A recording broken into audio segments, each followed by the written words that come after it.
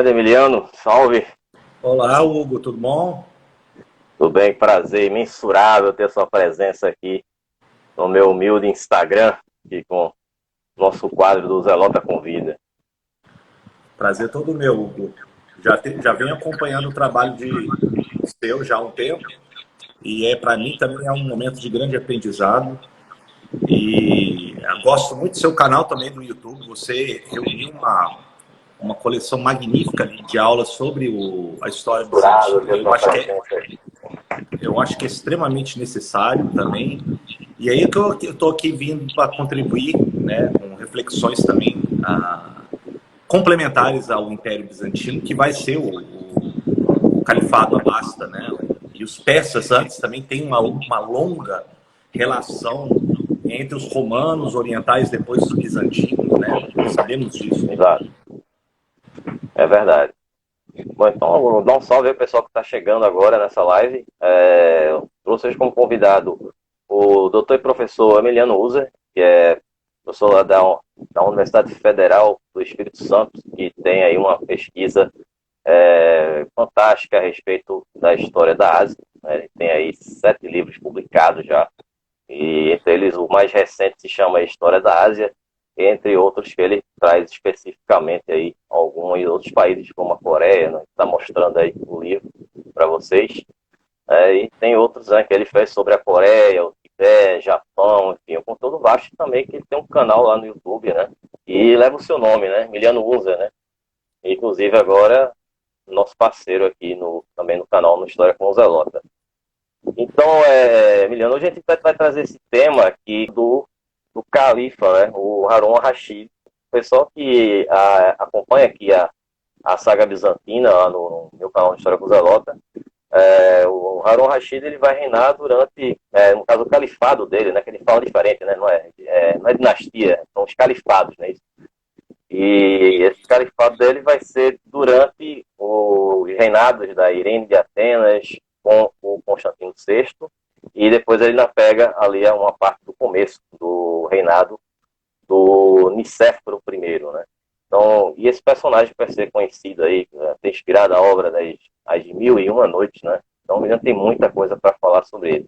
E a proposta dessa live, né, que é justamente a gente dar uma visão além das muralhas teodosianas, né, que se passava nas fronteiras do Império Bizantino com o mundo árabe, né, que tinha essa grande disputa, as fronteiras ali no Rio Tigre, Eufrates, as fronteiras na Armênia. Então a gente vai dar essa visão desse grande califa importante da dinastia, no caso do califado Abbássida. Me perdoe, eu sempre falo dinastia, porque é o hábito de falar de Império Romano e Bizantino, então é o costume, força do hábito, né, como diz.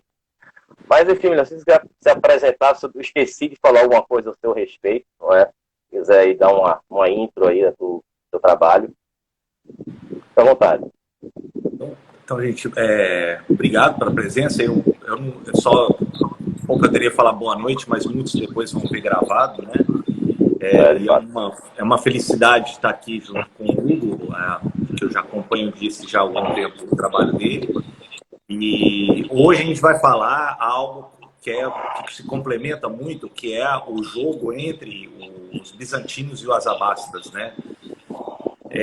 Eu sou Emiliano Unzer, sou professor, como eu disse, já de História da Ásia na Universidade Federal do Espírito Santo, em que eu tive já a oportunidade, a felicidade já há 7 anos, de começar a pesquisar numa área que é praticamente pouco explorada, né, no Brasil e também em muitas partes do Ocidente, que é sobre a história asiática.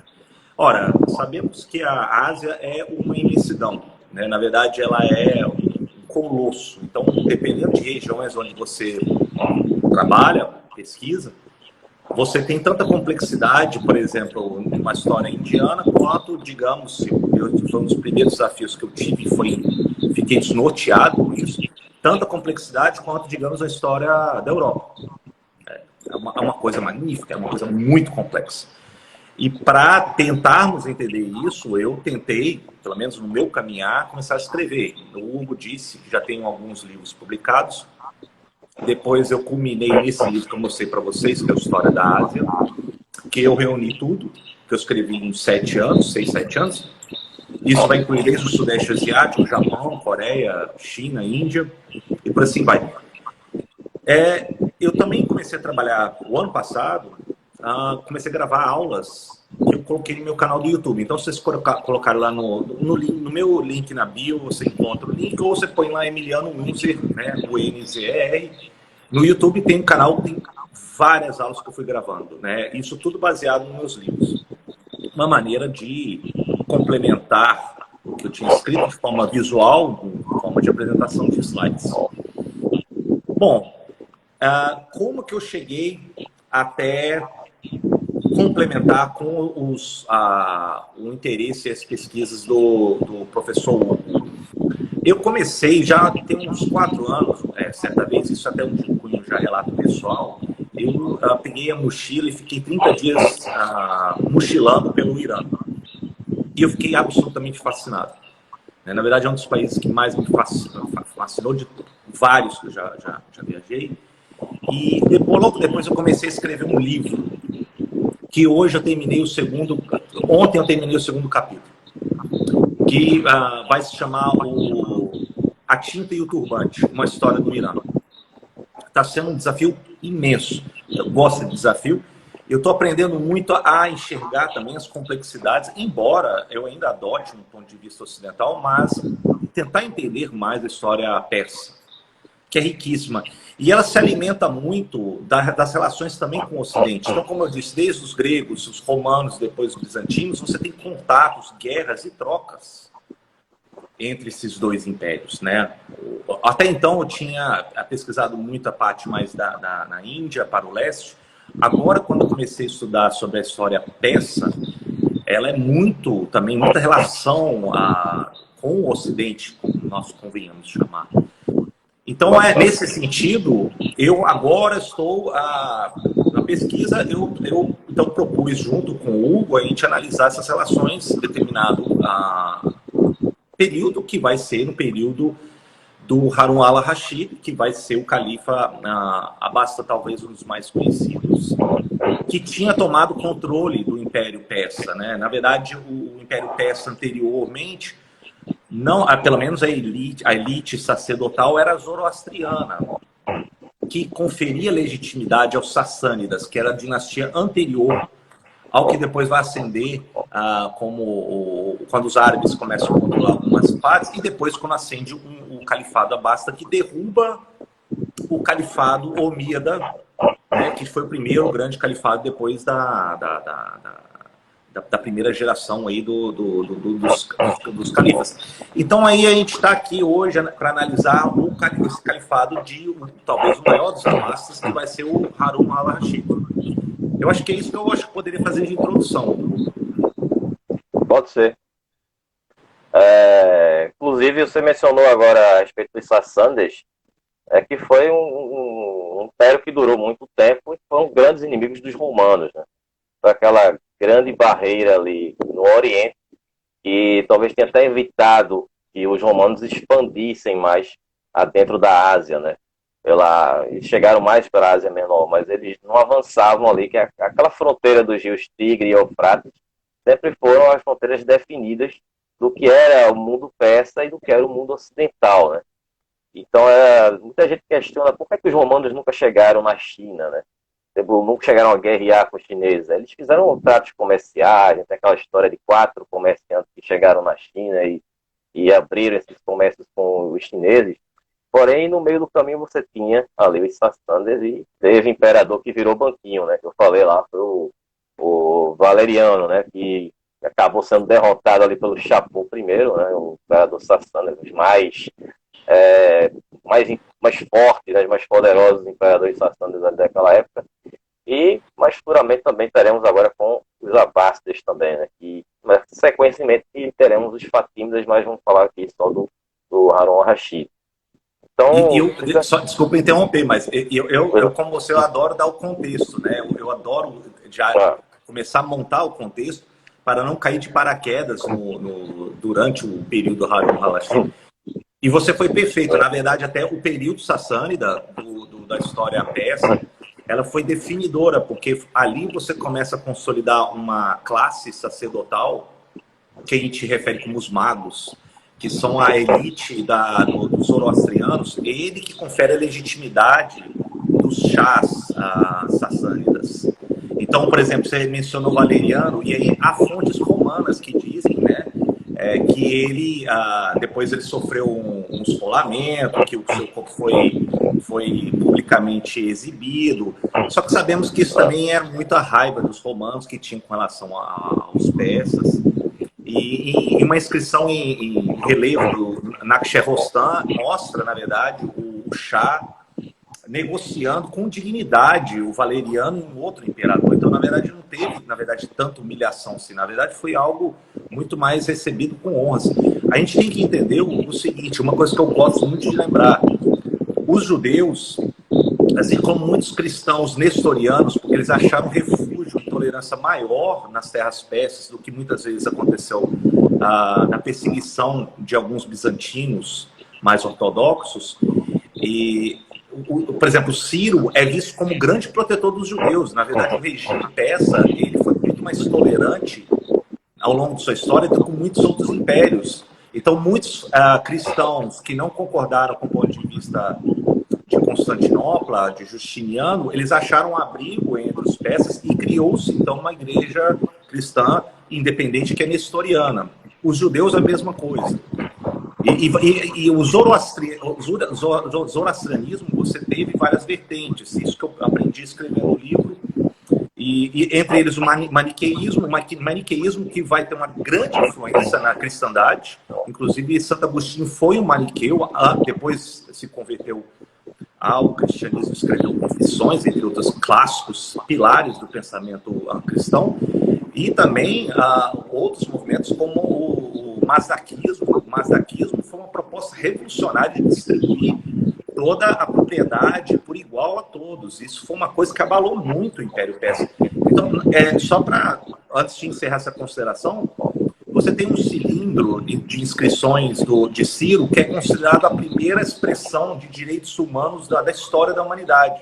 O Ciro Grande ele é considerado, então, aquele que propõe a tolerância a todas as crenças, né? Então a história persa tem uma história muito bonita, ela tem uma história também muito aberta a minorias. Claro que, por vezes, também vai ter perseguições, intolerâncias.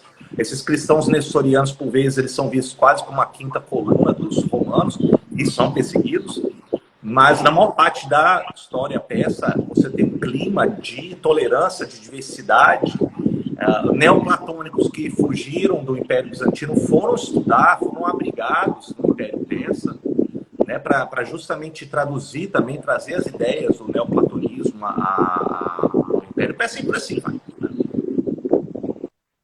É verdade. A gente tem muitas histórias a respeito desse mundo persa. Foram várias civilizações, desde lá de trás, da época dos Medos. A gente vai ter os Medos, Aquemênidas, até você chegar ali a Sírios, enfim. É um universo realmente muito enorme, né? É gigantesco, né? Se você for começar a estudar aquilo ali, você enlouquece, né? Eu sempre falo assim com os meus inscritos do canal, que é como se você tivesse um oceano. Um oceano você já tem ali uma profundidade grande. Então imagine você estar naquela profundidade e você encontra uma fossa marítima. Então você entra naquela fossa marítima e você se perde completamente, né? Da infinidade de coisas, de histórias, de personagens que a gente tem para trabalhar, né? Então é um conteúdo riquíssimo essa história do mundo persa, e é fundamental estar trazendo para o pessoal que acompanha a saga bizantina justamente essa visão do outro lado, das muralhas teodosianas, que é a nossa proposta dessa live de hoje. E vai ser muito importante a gente ter a visão do que acontecia no mundo árabe durante esse período do Harun al-Rashid, enquanto a gente estava lá com o Império Bizantino, como o pessoal viu lá no canal, né? E também gostaria de agradecer mais uma vez você, de antemão aí, pela aceitação do convite e pelas suas palavras a respeito do meu canal. Fico muito feliz e honrado. Muito obrigado. Eu que agradeço. Estou sempre aprendendo. Bom, a gente está sempre aprendendo juntos, né? Essa fome de aprendizado, de conhecimento. A gente nunca sabe tudo. Eu sempre digo que até o último dia da sua vida você vai aprender alguma coisa. Então a gente está sempre assimilando conhecimento. Então é uma coisa que é importante, a gente está tendo essa troca né? Então eu gosto muito de aprender. Então, enfim, tenho muito a que aprender aqui hoje com você. Então, é uma grande honra, um prazer ter você aqui. E é isso que a gente leva de e é isso que a gente leva de mais valioso da vida, né? São os livros, as viagens, e é isso, é o aprendizado. O resto é sombra e poeira, né? Tudo vai embora. É verdade. Tudo que é material se perde, mas o conhecimento ninguém pode tirar de você. É um bem que ninguém pode roubar de você. Então pode começar a falar como é que foi o contexto lá no Mugabe, na época do Harun Rashid e tal, para a gente depois fazer uns debates aqui, fazer uns encaixes com relação ao Império Bizantino naquela época. Tá, então vamos lá. Eu vou pedir para vocês, então, vou começar a relatar de como eu comecei a entrar em contato com isso ao longo da minha vida, isso remete desde a minha infância, eu sempre gostei muito de ler de regiões onde nunca me explicaram ou ignoraram, né? Enfim, eventualmente, numa época da minha vida, como todos, entramos em contato com a literatura, e da literatura, que eu sempre gostei mais de literatura de regiões onde nunca me apresentaram, eventualmente cheguei à tradução francesa do Galard sobre as Mil e Uma Noites. Esses são os contos de Sherazade. E aí eu fiquei absolutamente fascinado. Hoje eu já li outras versões, inclusive já vi lives depois sobre críticas com relação aos contos de Sherazade. E na verdade, uma série de contos em que apresenta, sim, aspectos da vida, da corte, da sociedade na época de Harun al-Rashid. E isso tinha me encantado. Depois, com as reflexões, percebemos também a violência subjacente a todo o conto, né? Em que, por exemplo, o Shah da época, ele queria se envolver com a esposa do vizir, depois apresenta-se a filha do vizir, que é Sherazade, para casar com ele, e estava matando cada uma depois de uma noite para que não fosse traído. Isso, na verdade, até apresenta um quadro de violência, de machismo atroz, né? E, além do encanto da literatura, ela apresenta uma sociedade muito violenta. Diz, inclusive, que nesses contos, que Harun al-Rashid ele saía disfarçado como mendigo à noite para ver como que a sociedade, principalmente em Bagdá, se comportava. E, na verdade, ele carregava um poeta com ele para escrever e também um carrasco, para ele também poder executar prontamente uma injustiça. Então, acho que revela um pouco também o lado do encanto, que eu acho que chegou muito no Ocidente, esse lado do encanto, via a tradução francesa, vai ter larga repercussão a partir do século XVIII até os dias de hoje, o nosso imaginário a respeito da Pérsia. Curiosamente, na literatura persa e também na literatura árabe, isso é considerado quase que uma literatura infantil, porque, na verdade, ele é muito simples. Mas, para o Ocidente, ele teve sua série de consequências e influências. Que nos remete, então, ao período, vou chamar o reinado de Harun al-Rashid. Então, Harun al-Rashid, ele foi o filho do terceiro califa Abássida. Os Abássidas chegaram ao poder derrotando os Omíadas, que foi o primeiro califado na região que ocupou também a região da Mesopotâmia, região muito rica, muito próspera, grandes cidades, né? E ali, ao longo do Eufrates, você tinha o estabelecimento do império, da capital dos Sassânidas, que era Ctesifonte. E Ctesifonte era uma das cidades mais lindas hoje. Um grande arco ainda sobrevive, que a gente fala que é o Iwan, das ruínas do Palácio de Ctesifonte, que é hoje nas proximidades de Bagdá. E os Omíadas, quando eles deslocam a capital para Damasco, é a primeira fase da urbanização dos árabes. Então, o que a gente tem que primeiro levar em consideração, Hugo? Temos o Império Bizantino, temos o Império Persa dos Sassânidas, estavam em combates, e ambos se utilizavam de aliados árabes, entre os dois. E existiam várias nações árabes. Umas eram ligadas aos bizantinos, outros eram ligados aos persas. O que vai começar, os embates entre bizantinos e os persas vai começar a desgastar a região. E essa região de fronteira entre os dois, eventualmente começa a ser controlada por nações árabes.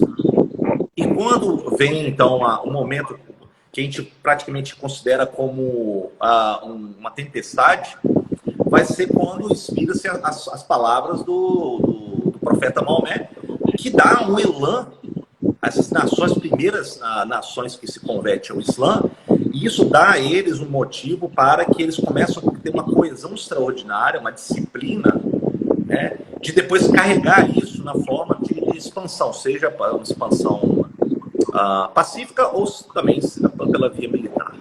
E ali eles começam a criar, então, nesse espaço entre bizantinos e os persas, uma série de conquistas. Isso nas primeiras décadas aí depois do profeta Maomé. E aí estabelece o Califado Omida, né, vou resumir, que depois estabelece em Damasco. Damasco é quando a primeira fase de urbanização que desenvolve as artes islâmicas e dá início ao Califado Omida. Por volta de 725, se eu não me engano, você teve um líder convertido ao Islã e vinha de regiões muito mais orientais, que é a região de Khurasan, que a gente fala, o Khurasan, que é as regiões mais orientais da Pérsia, que era o Al-Abbas al-Safar, e ele começa a combater os Omíadas, ele conquista ali o sul da Mesopotâmia, uma região muito rica, e eventualmente estabelece um novo califado, que é o Califado Abássida. Isso em meados do século VIII. Chegamos então ao terceiro califa, que é o Mahdi. O Mahdi depois tem o filho dele combate ali na região do Mediterrâneo, ele ganha depois o título, o filho se chama Harun, e ele ganha o título de Harun o Justo ou Harun al-Rashid. E Harun al-Rashid, ele depois, eventualmente, ele consegue chegar ao trono, ao posto do califado, mesmo porque um dos irmãos dele morre logo, que é o Hari, e provavelmente tem influência não somente do seu tutor, por assim dizer, que era o Yahya, como também da sua mãe, que era iemenita. Era uma escrava iemenita. E ela teve uma influência muito grande também nesse sentido. Não se sabe, talvez o Rai, ele tem o irmão dele mais velho, tem ocupado o poder, e depois ele morreu em circunstâncias suspeitas. Até hoje não se sabe. Mas, eventualmente, em 786, o Harun al-Rashid chega ao poder e se torna, então, o califa, o quinto califa abasta, no que estava estabelecendo como califado abasta. E aí, em 725, um pouco antes, o califado abasta decidiu mudar a capital do califado, que era em Damasco, para a região mais do sul da Mesopotâmia, que vai ser próximo de Ctesifonte, que vai ser Bagdá. Então, Bagdá vai ser construído do zero, totalmente planejado, uma cidade concêntrica, e dali você então tem o estabelecimento de um projeto a partir do zero de ser o centro do mundo muçulmano, que vai depois se constituir um ambiente muito cosmopolita, de trocas, de rotas comerciais, de intelectuais, de estudiosos, de religiosos, de todas as partes do Império Abasta da época. Então, nesse sentido, a gente tem que entender o seguinte: há uma sinergia do Islã, e depois, com a entrada do passado persa, eles começam então a entrar em interseção. Então, isso que significou o Califado Abasta. Embora a escrita árabe tenha entrado e se tornou a língua escrita, mesmo porque foi a língua qual o profeta Maomé recebeu a revelação, então onde o Islã ia, a escrita árabe também ia, o persa foi preservado, falado, embora preservasse a escrita árabe. E ali ele ganha uma grande incentivo. Então, Harun al-Rashid, por exemplo, que tinha estudado a poesia, ele apreciava as artes, ele começa a chamar vários estudiosos para constituir o que até a gente fala que é a Casa do Saber. Isso vai ser depois continuado dos seus sucessores. E nisso ele recebe vários estudiosos, gregos, armênios, georgianos, persas, árabes, judeus e por assim vai. Então ele começa a amalgamar tudo que o Império Abasta poderia oferecer e se agregou ali. Claro, tem uma outra parte, porque os Omíadas, alguns não aceitaram a derrota, fugiram para Al-Andalus, que é na Espanha, alguns foram para o extremo oeste da África do Norte, e estabeleceram califados diferentes. Mas o Califado Abasta, ele estabelece nesse centro.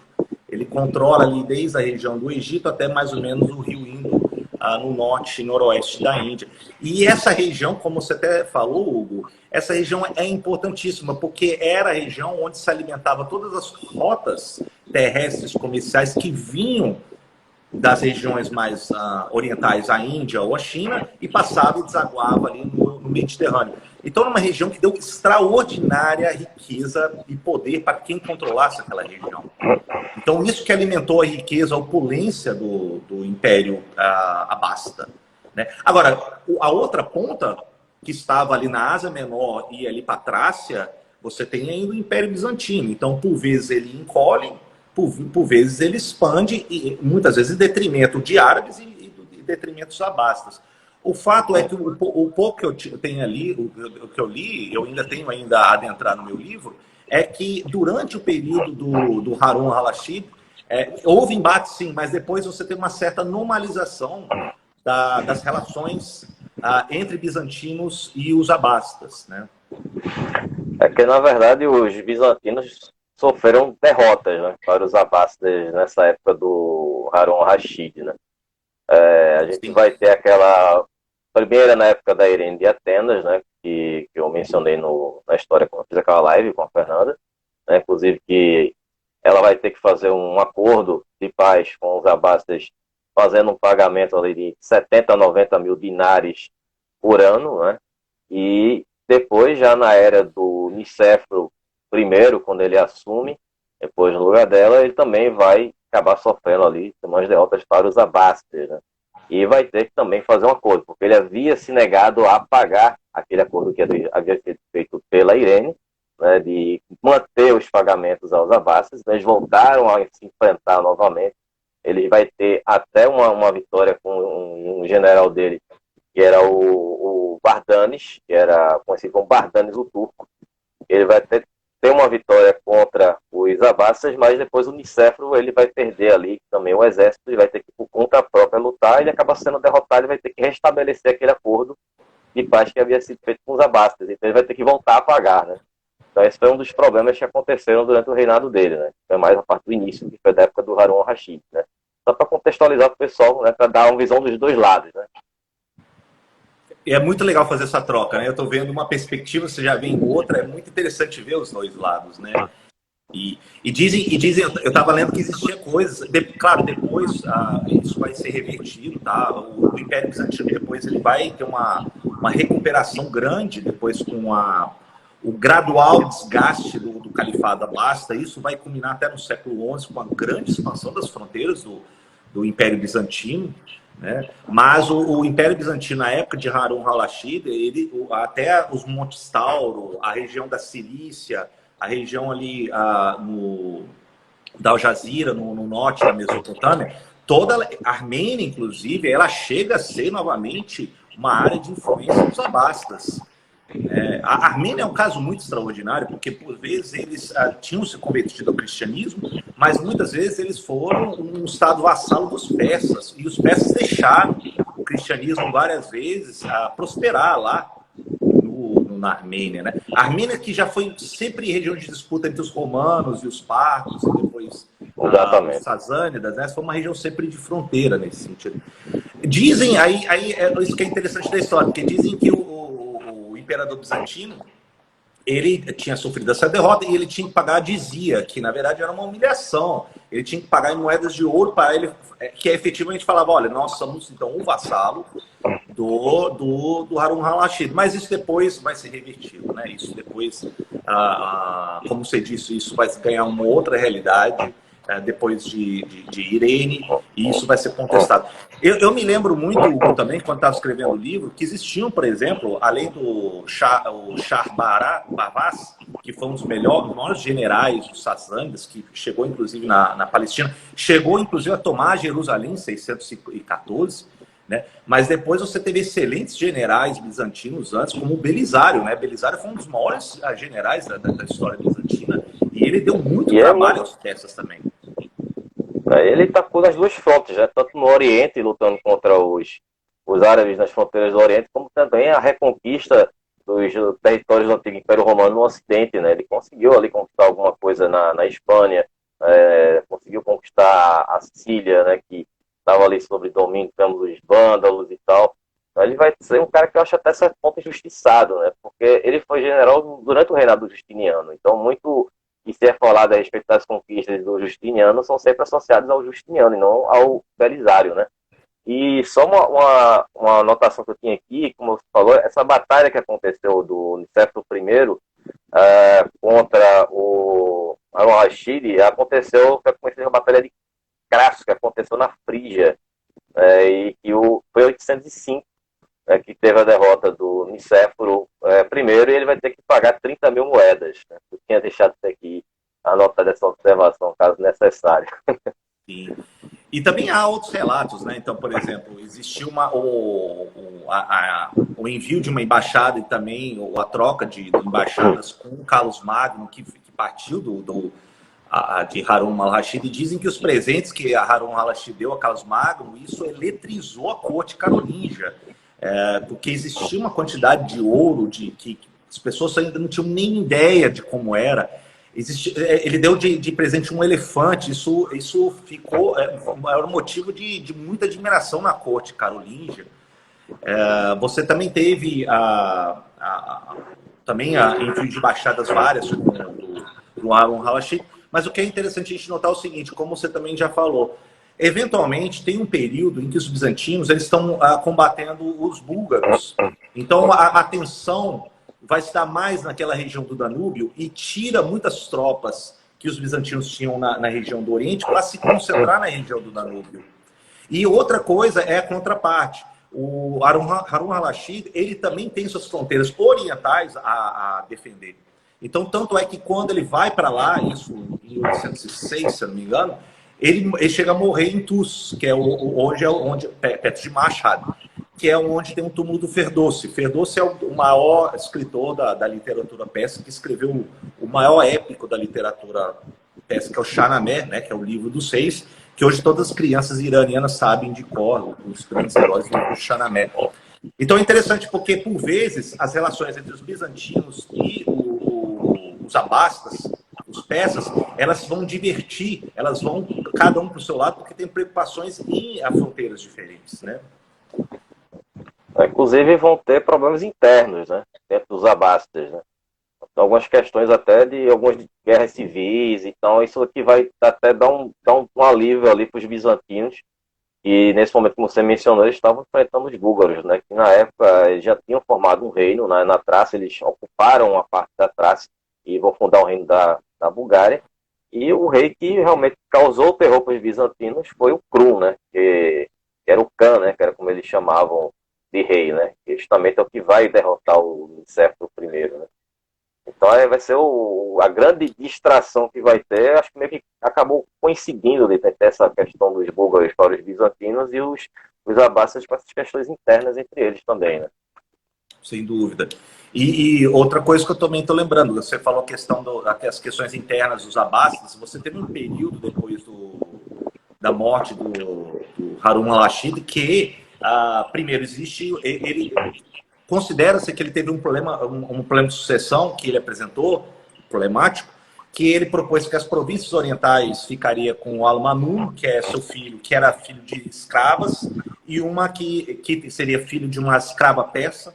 Então, por isso que ele deu aquela região de Khorasan oriental mais para ele administrar, e as regiões mais ocidentais para o outro filho seu, que era a filho de uma princesa árabe, então não era escrava, e aí teria então a preferência na sucessão do trono, por assim dizer, e ficou com as regiões mais ocidentais, isso incluía a Síria, a Mesopotâmia, que é o Alamin. E o Alamin, depois que ele chega ao poder, o Al-Mamun, ele vai contestar isso, eventualmente o Alamin, ele morre, ele perde o trono, e Al-Mamun, que vai ser, então depois do Harun, você tem Alamin, ele governa durante 3 ou 4 anos, e depois Al-Mamun vai ser considerado até um período de ouro dos abássidas, porque ali ele também consegue novamente estabilizar as fronteiras, e é o período em que ele começa a desenvolver as artes, a cultura, chama também, é justamente Al-Mamun que vai ser o califa que ele vai promover o engrandecimento da biblioteca, dos estudos da Casa do Saber durante o período dos Abássidas. Então a gente está caminhando até num período já pós a Harun al-Rashid, mas ainda vai ser a Idade do Ouro. Alguns historiadores enxergam que esse período do ouro é muito restrito ao Al-Mamun ou a Harun al-Rashid, mas outros entendem que isso vai perdurar durante muitos anos. Então, por exemplo, depois da queda dos Abássidas, você tem os Timúridas, os mongóis chegam depois dos Timúridas, e eles vão promover uma era de ouro da cultura islâmica agora em Samarcanda. Então, Samarcanda é considerado quase o renascimento dos Timúridas, é considerado um rival ao renascimento do Quattrocento, do Cinquecento italiano, a altura.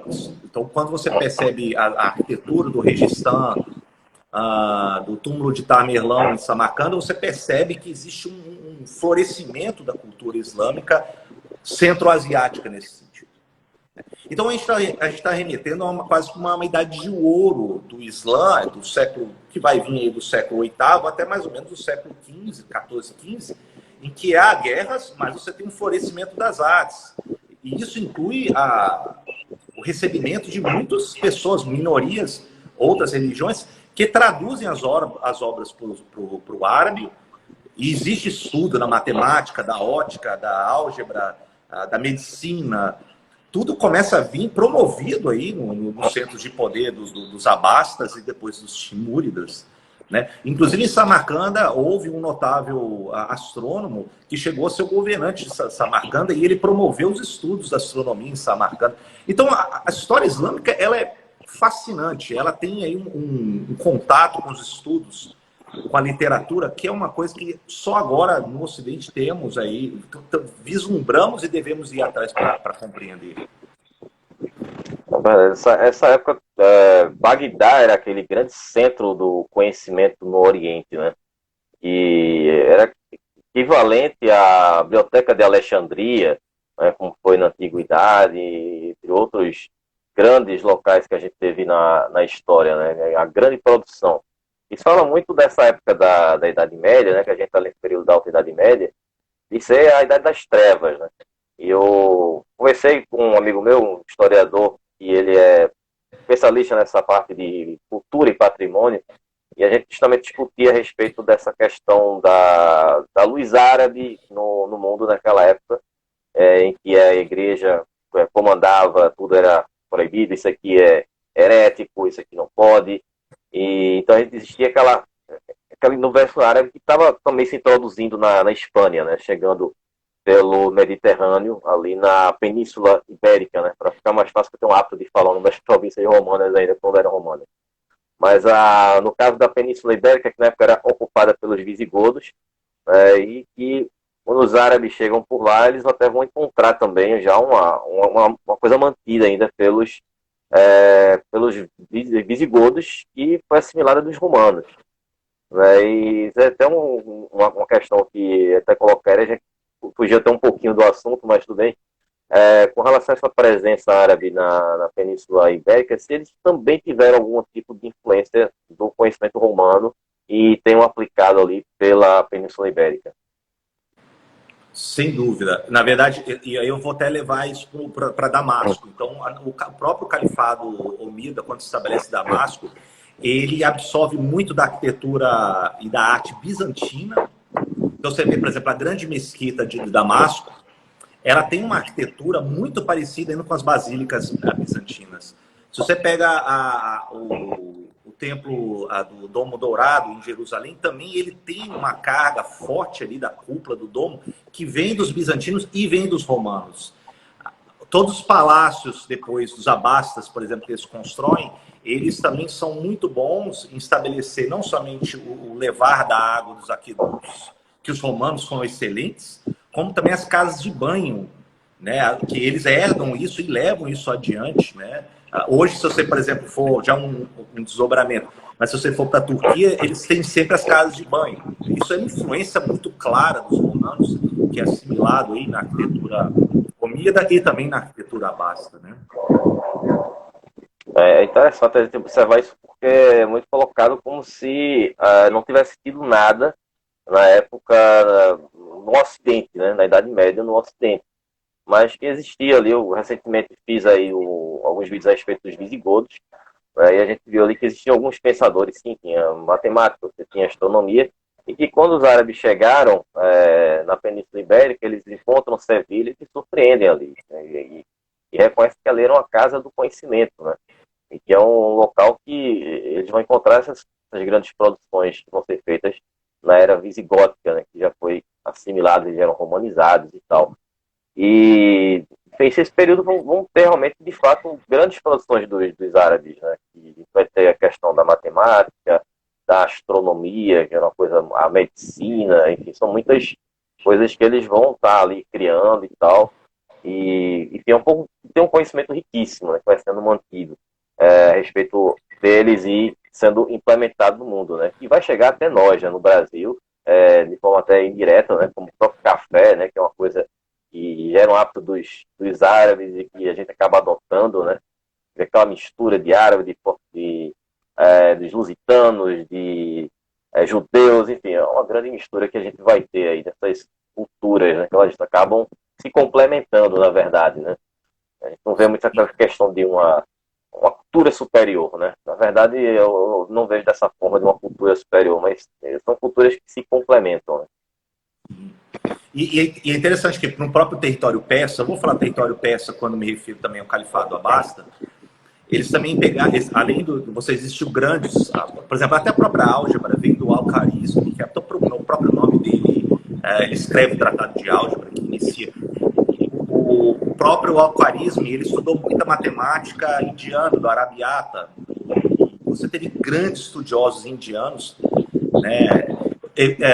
Um dia desse eu estava dando uma live e eu falei sobre os tantras, os panchatantras que existem na literatura indiana, que usam fábulas que utilizam personagens que são animais. Né? Então tem raposa, você tem um leão. Isso tudo os persas começaram a pegar, fizeram a versão deles do Panchatantra, e isso depois vai chegar depois ao Ocidente. Né? Então é muito interessante como é que o xadrez que vem dos indianos, depois é adaptado pelos persas, e depois vai chegar os números. Né? Então existe uma troca muito interessante das ideias, desse florescimento. E a peça ela é não somente um corredor, ela também ela vai gerindo essas influências e também exporta muita coisa. Então, no sentido, por exemplo, hoje você tem os tapetes persas que são inigualáveis. Você também teve a exportação de tapetes em seda, você teve vasos de motivos florais, né, que talvez seja uma das contribuições maior da arte, a peça aí dos abastas, para a China, atender os gostos dos chineses. Você teve um imperador que eu estava lendo um dia desses, japonês, que ele recebeu uma bainha de espada vindo dos peças que tem a decoração floral. Isso era apreciado tanto lá no Oriente como também no Ocidente. No Ocidente, o que chegou muito foi também os tapetes, né? Tanto seda quanto também o tapete que a gente conhece o normal. Mas talvez essa seja uma das maiores expressões da arte persa. Eventualmente, agora estou mais adentrando a literatura persa. E a literatura persa também é lindíssima. Talvez muitos conheçam o Omar Khayyam, mas existe também o Rumi, os escritos do Ganjavi, que são parte do misticismo islâmico, que a gente fala que são sufis. Isso também vai ter uma larga repercussão. O que deu mais impacto é como a gente começou até a live, que vai ser os contos da Sherazade, né? Ali vai ter um retrato da sociedade de Harun al-Rashid.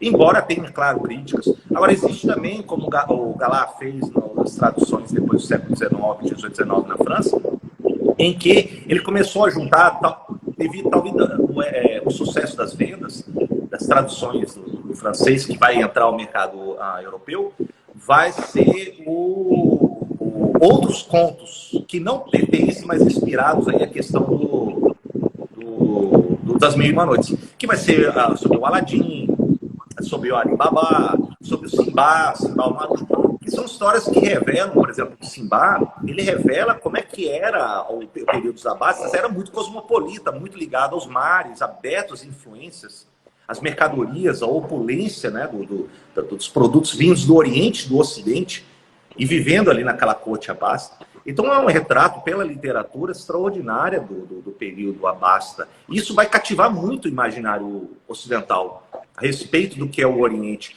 Eu vejo muitos persas, os abastas, mais ou menos como um espelho que os ocidentais viam o Oriente, sempre como uma opulência, como algo nababesco, né, como uma coisa repleta depois que o orientalismo vai exagerar no século XVIII, XIX, que vai ser aquelas cenas pitorescas do erotismo, né, da languidez dos orientais. E nesse processo de construção do orientalismo, desse discurso que vai nascer no século XVIII, XVII, XVIII, vai ser o início da formação da identidade europeia. Porque nós construímos nossa identidade negando que nós não somos. Então, justamente contrapondo-se ao que era considerado o lânguido, o erótico, o harém, a opulência oriental, era uma maneira de falar, olha, nós europeus somos sóbrios, somos mais austeros, não somos jogados a isso. Então, na verdade, o orientalismo foi uma... E aí eu comparo muito com os persas. É uma maneira de um espelho para se formar a identidade europeia. E aí começa a vir a ideia de que a Europa é cristã, baseado em determinados ciência, o racionalismo. Depois vem a Revolução Industrial e a Revolução Francesa, que vai cimentar a ideia do Ocidente contra o Oriente. Então, são dois irmãos que se convivem e se comparam sempre. Né? E isso que eu vejo as relações, e um desses episódios é na fronteira, praticamente, do Ocidente, que vai ser os bizantinos, contra aquilo que é já considerado oriental, como você bem falou no início, que vai ser os persas e os árabes. Né? É verdade. E voltando um pouco para essa questão da obra das Mil e Uma Noites, já que ela é inspirada no Harun Rashid, o que teria a respeito dele ali nessa história que seria realmente verdadeiro, ou que tem muita coisa que seja fantasiosa ali nessa obra? Existem muitas críticas, porque, na verdade, dizem que o que é retratado ali são determinados... Existe o elemento do fantasioso, sem dúvida, embora exista o elemento do harém, que era comum, isso também entre os bizantinos também, isso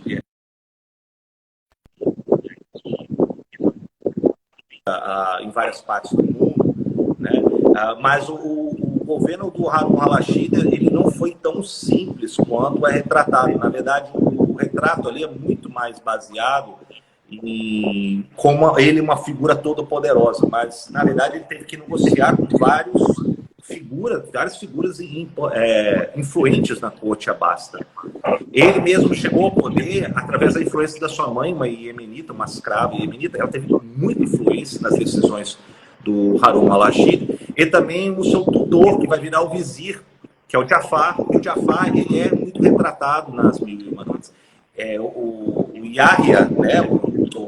Desculpa, o Yahya. E o Yahya, ele é um vizir, ele tem uma influência, ele pertenceu a uma família, ao ramo de uma nação, uma família que se chama, vou tentar traduzir aqui como os Barmácidas. Os Barmácidas foram essenciais no estabelecimento do poder durante o período do Harun al-Rashid e os posteriores. Então, essa família ela foi muito importante. O que não é retratado ali é que existia uma tensão já presente no período de Harun al-Rashid.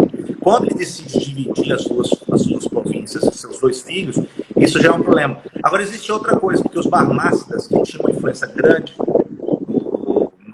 no círculo de Harun al-Rashid, eles começam a questionar, primeiro, a influência de outros aliados que eram buscados pelos abastas. Isso inclui os árabes, que estavam se fortalecendo, já tinham se fortalecido muito nas regiões ocidentais, e o mais importante, são nações que começam a se fortalecer nas regiões orientais. Isso inclui o que a gente, vou simplificar como as nações túrquicas, ou os turcos. Não significa os turcos hoje, existe aquela grande nação túrquica que tinha várias nações pela Ásia Central. O que eu acho muito interessante, Hugo, é o seguinte, eles começam a empregar lá nas fronteiras orientais, que começam a se fortalecer na região além ali da Transoxiana, a região Bactriana, a região que vai além de Khurasan, que é as províncias mais orientais do Império Persa, na época abasta também, no sentido de que ele começa a usar os cavaleiros túrquicos para combater contra os bizantinos. Isso é uma coisa muito importante a gente levar em consideração.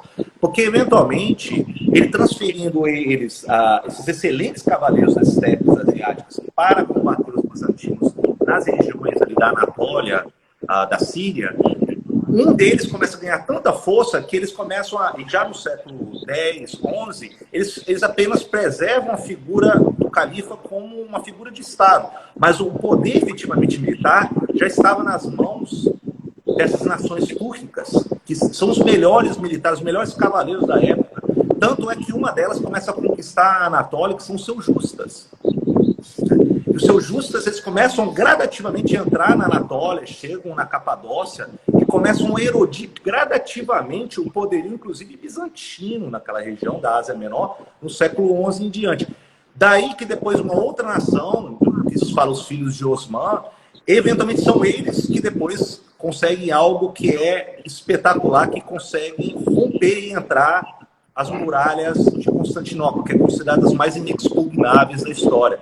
E são os filhos de Osman que conseguem, em 1453, romper e entram em Constantinopla. Então, essa frente nova de uso de cavaleiros turcos para as províncias mais ocidentais do Califado Abássida é uma coisa muito importante, porque são elas que depois vai resultar no fim da presença bizantina em Constantinopla, e depois vai começar a dar nascimento a um outro império, que vai ser o Império Otomano, no século XV em diante. E de fato existiam muitas tribos turcas naquela época que eram meio que mercenários, né? Eles jogavam para um lado, para o outro. A gente tem os pechenegues, que ora atuavam ao lado ali dos bizantinos, ora estavam contra.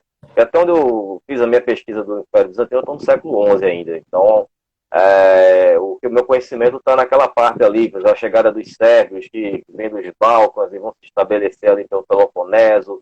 A gente vai ter o início desses reinos.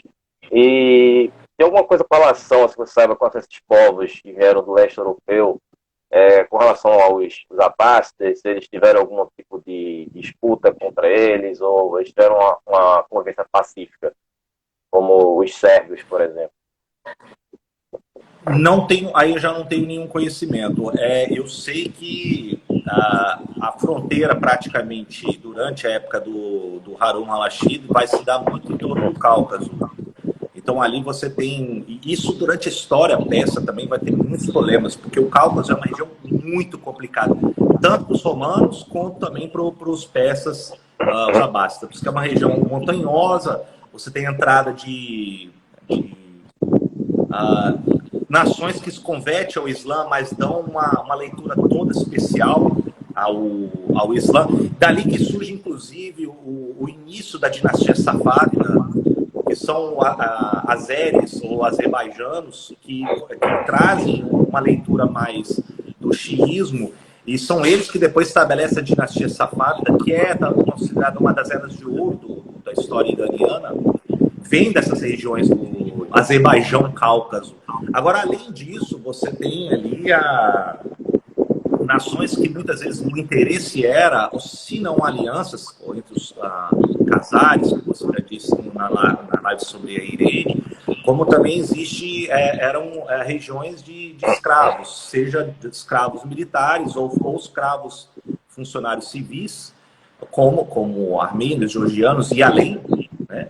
Como também escravas mulheres, que inclusive na época eram consideradas as mulheres mais belas, mais valorizadas pela corte abássida, era justamente dessa região do Cáucaso, além do Cáucaso, que vinha dessa região. Então, nesse sentido, é o mais próximo que eu consigo pensar dessas regiões, um pouco, não chega ao leste europeu, mas é a atuação dos abássidas. E além, né? Na verdade, os abássidas também é uma região que recebe muitas rotas comerciais do reino do Rus, que hoje vai ser o futuro, a futura Rússia, né? Eventualmente, dos escandinavos, que também oferecem pelos de esquilo, arminho, cera, entre outros, âmbar, que era muito apreciado. Então você teve, inclusive, a venda dos vikings, que eram excelentes escravistas, né? Eles capturavam muitas pessoas das regiões, inclusive no oeste europeu, e vendiam, né, esses povos para as regiões, inclusive para a corte abasta. E sabemos que, por exemplo, até o próprio termo eslavo remete à palavra que é a escravo, né? Eles eram considerados pelos árabes, pelos muçulmanos, como povos escravizados. Isso vinha muito também com a venda dos vikings, para alimentar esse comércio escravista. Então, no caso dos vikings, a gente vai ter essa relação tanto com os bizantinos como com os abássidas também, né? Porque justamente nessa época, como eu mencionei, no Império Bizantino, com o Basílio II, é que vai ser formada a Guarda Vareg, né? Que é formada por vikings, né? Eles eram mercenários, então eles faziam comércio também com o mundo árabe, né?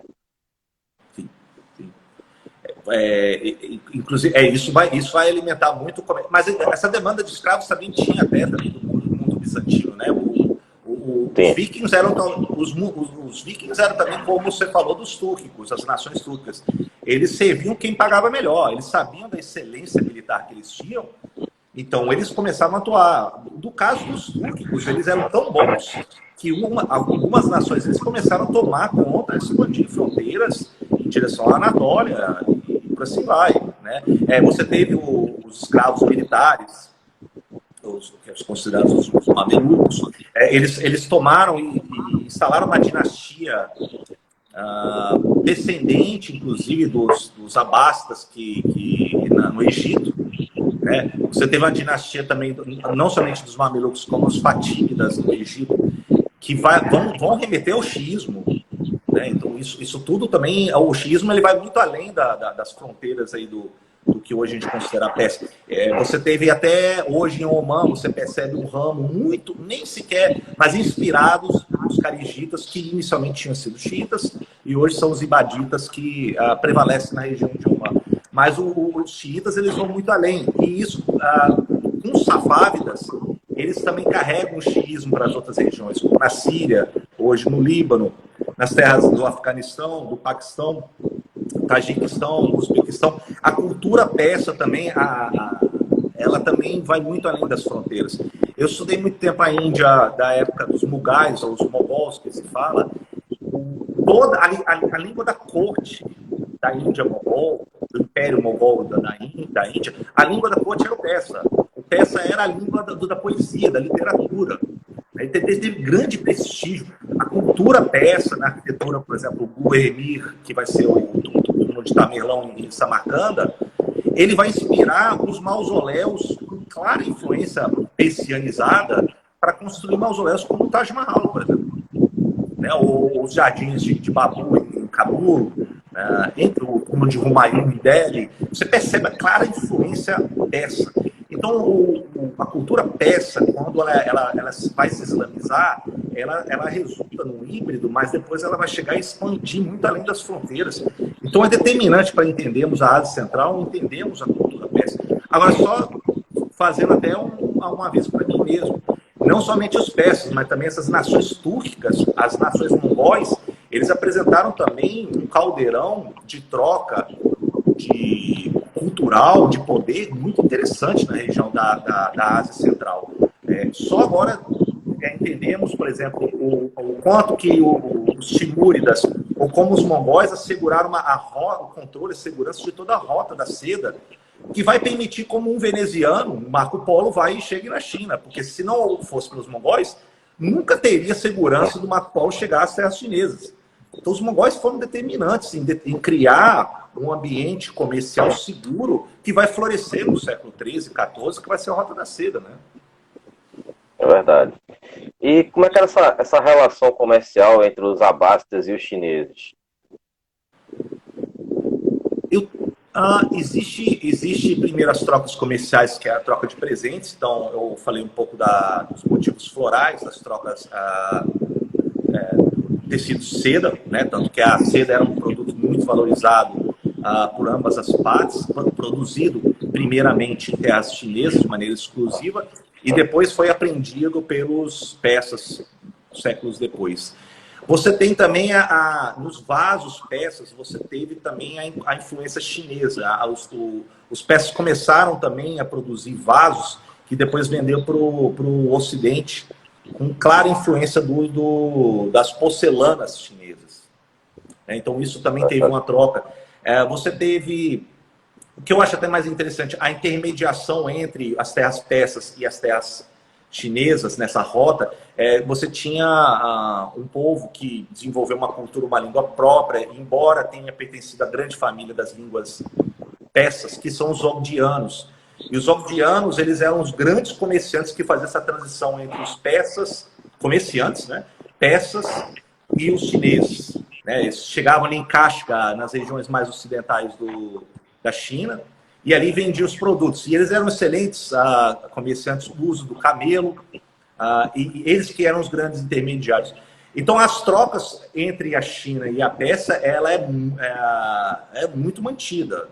Você, desde a Batalha de Talas, meados do século VIII, em que a dinastia Tang ele vai combater na região da Ásia Central, ele pede para um grupo de nações árabes e aliados turcos. Os chineses perdem essa Batalha de Talas. E é considerado um momento crucial, porque é o período que há um avanço mais ocidental possível do Império Chinês. Quando eles chegam e são derrotados nessa Batalha de Talas, os chineses falam assim, olha, a partir de agora não dá. É muito longe, e aí tanto que eles estabelecem uma das fronteiras que vão construir depois a Grande Muralha, eles estabelecem a última fronteira no deserto de Taklamakan, que eles falam que é o Portal do Jade, né, que é o último baluarte na visão chinesa da civilização, e aí a partir dali você tem povos tributários ou povos bárbaros na visão chinesa. Mas as relações entre os persas e os chineses sempre foi bastante frutífera, né, em trocas comerciais e também trocas culturais. E não devemos esquecer também as rotas marítimas também, né? Então você tem também uma projeção das rotas marítimas persas que vão se estender desde do Egito, do Mediterrâneo, até mesmo chegar ali no Sudeste Asiático, que era já um grande encruzilhada do comércio do Oceano Índico, que vem desde os primeiros séculos depois de Cristo em diante. Eu estudei muito sobre o Sudeste Asiático, eu fico impressionado como o Oceano Índico era um local de intensa troca comercial, rotas comerciais, que conheciam as monções, muito antes da chegada de Vasco da Gama. Então, eu até falei isso numa das lives anteriores minha. O problema o que é ensinado normalmente aqui no Ocidente é que Vasco da Gama praticamente inaugura a história quando ele chega em Calicut. Mas existe ali quase praticamente 2.000 anos de comércio no Oceano Índico em que a presença europeia era nula. Era nula. Então a gente tem que entender que existia muita história antes da chegada de Vasco da Gama. E isso é o nosso desafio de estudarmos a história em outras fronteiras para entender o que não nos foi ensinado, né, ao longo do tempo. É verdade. Na verdade, a gente praticamente não tem acesso, né, à história asiática, à história do Oriente. Eu sempre me recordo de, quando eu estava pagando a cadeira de História Medieval, eu havia questionado a minha professora a respeito, né, que só falava da Europa, né, feudalismo, tal, aquela coisa, isso mesmo antes da graduação de História. E eu questionei ela, professora, a respeito do Japão feudal, né, por que a gente não vê isso, né?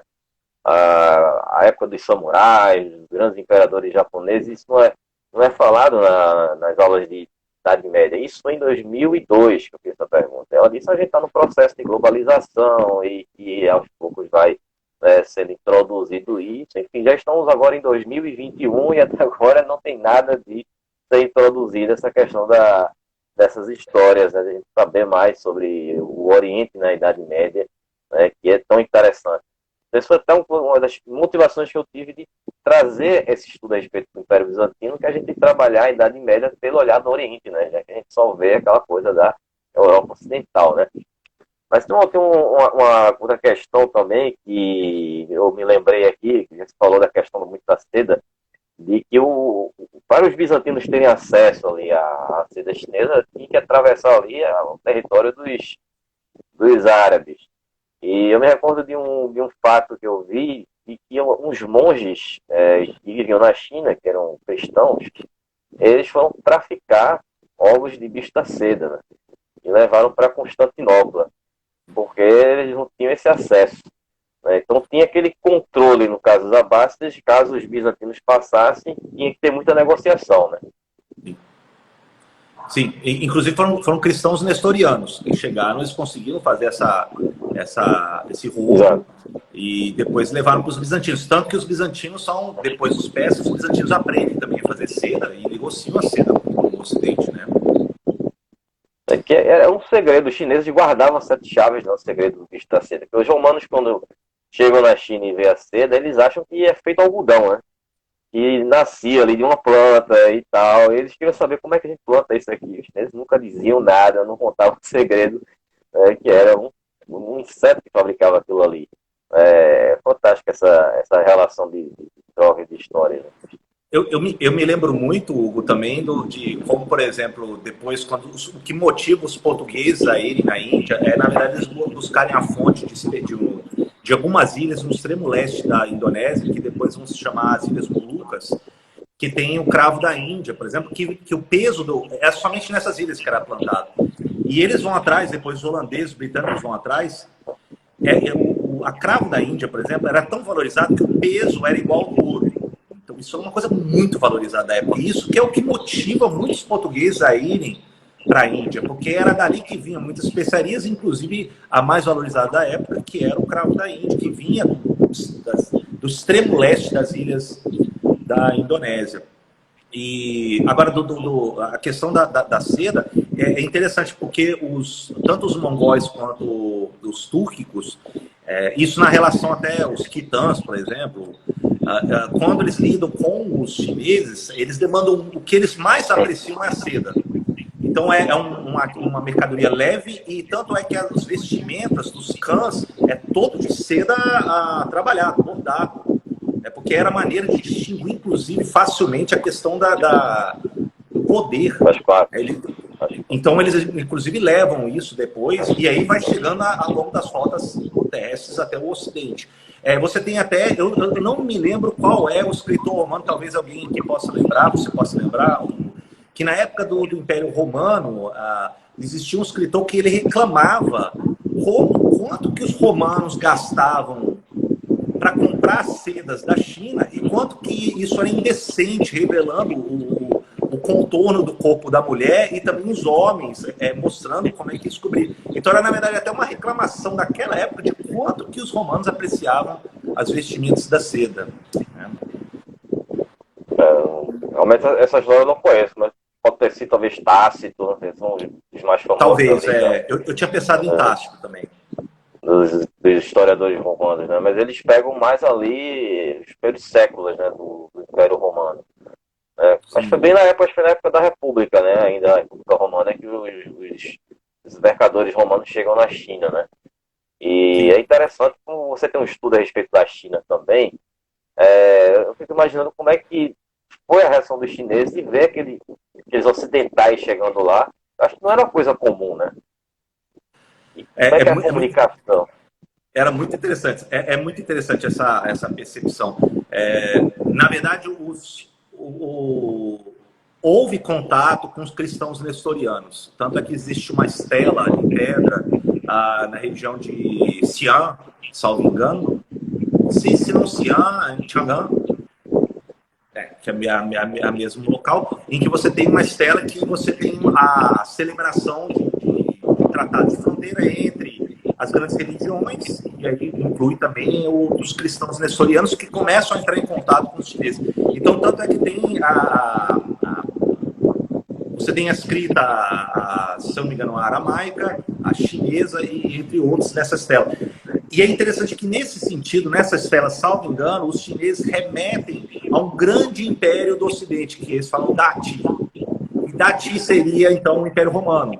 Eles entendiam que existia um império lá no Ocidente, um grande império, inclusive, que é Da. Da em chinês é grande. Só que era muito longínquo, mas eles tinham produtos como vinhos, entre outros, que eram vidros, que eram demandados dos romanos. O contato com ocidentais, a história chinesa, ela se dá de vez em quando. Claro que isso depende da malha, dos contatos na vastidão asiática. As mercadorias, claro, elas chegam aos mais longe, mas eventualmente vêm alguns ocidentais. Então, os cristãos nestorianos são alguns. Você teve já russos que já estavam avançando antes. E você tem o famoso Tratado de Netinsky, em 1689, se não me engano, que estabelece a fronteira entre a Rússia no rio Amur, se eu não me engano, com a China, em 1689. Então, eles já tinham também percepção do que eram os russos, eram barbudos, eram muito brancos, eles já remetiam aos ocidentais como a pessoas não civilizadas, no sentido de que quem ia lidar com esses russos eram altos funcionários muito refinados na etiqueta confuciana, que eram os mandarins. Então, a vestimenta dos mandarins, o protocolo, era muito cultivado entre esses altos funcionários do Império Chinês que passavam por exames imperiais duríssimos. Então, eram os melhores letrados do Império Chinês a lidar com os russos, que eram homens, cavaleiros de fronteira. Então, até os primeiros relatos depois que vem, tirando os jesuítas, que aí é um capítulo à parte, mas os primeiros relatos dos chineses, tirando os jesuítas, é que os ocidentais eram primeiro barbudos e muito rudes. Você tem relatos, por exemplo, de que primeiro eles não sabiam falar e nem escrever a escrita chinesa, que é a base da civilização chinesa. Então, se você não sabe nem a escrita, você é considerado quase que mais próximo a, como eles falavam, eles eram crus, eles eram mais próximos ao reino animal. Eles comiam muitas vezes com as mãos, ou se não com armas, que é o garfo e a faca. Eles achavam isso uma coisa absolutamente bárbara. A delicadeza de você comer com o borrache era outra coisa. E isso, comparado com os ocidentais, é um sinal de barbárie. E aí, quando chega depois os britânicos, no final do século XVIII e XIX, eles ainda enxergam, eles resgatam essas crônicas de contatos com os russos, né? E eles levam adiante. Uma coisa que permeia toda a civilização chinesa, que aí também está subentendido no motivo dos letrados e da escrita, é que todos os eventos eram registrados em crônicas.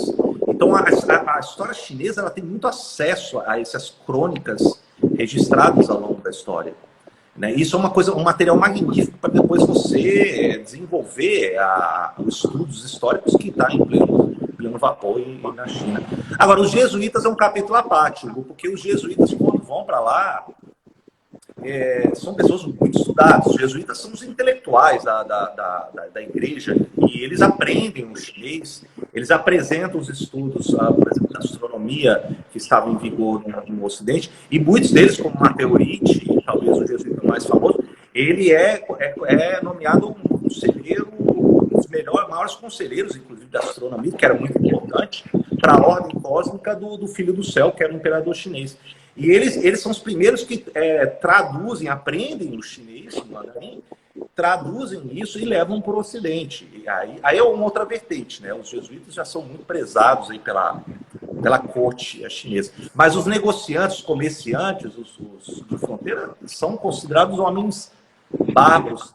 E só para não me estender muito, a gente tem que entender que no conceito da sociedade confuciana ideal, no topo você tem, claro, o Filho do Céu, o imperador, você tem os nobres, você tem os mandarins, você tem depois os agricultores, e lá no último você tem os comerciantes.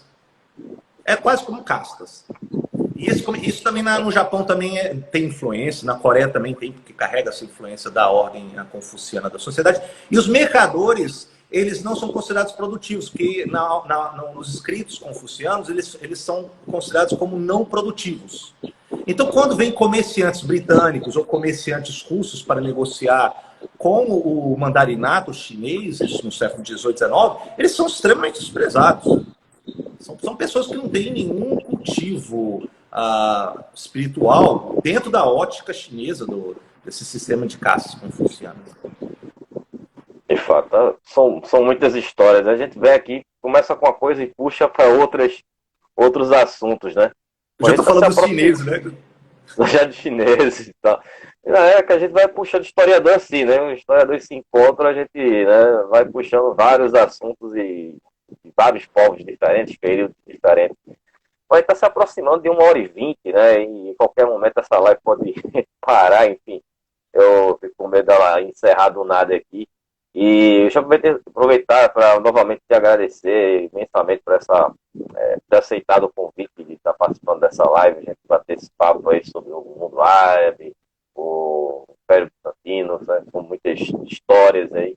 E foi muito legal esse papo e com certeza eu gostaria que a gente pudesse voltar a ter outros papos novamente aí a respeito das histórias do Oriente, né? E, enfim, tem muita coisa interessante que a gente vai conversar ainda futuramente.